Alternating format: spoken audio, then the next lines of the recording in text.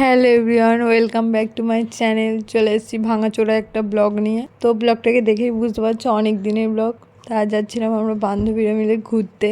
তো এই প্রথমবারই সবাই মিলে একসাথে যাচ্ছিলাম ঘুরতে।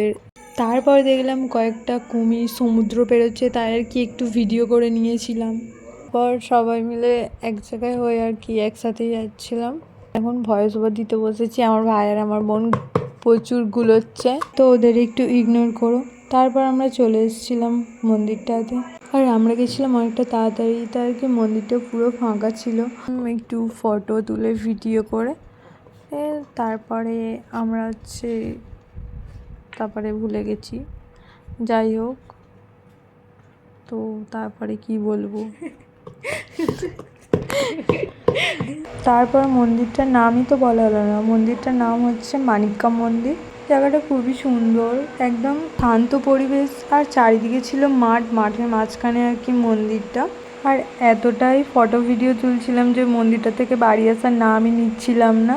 তাই আর কি একটা বান্ধবী খুবই রেগে গেছিলো, বাড়ি আসতে দেরি হয়ে যাচ্ছিলো, অনেকটাই সন্ধে হয়ে যাচ্ছিলো। বাড়ি থেকে অনেকবার কল করছিলো। তো ও যদি না রেগে যেত তাহলে হয়তো আজকে মন্দিরটাতে বসে বসে সারা রাত ফটো ভিডিওই তুলতাম।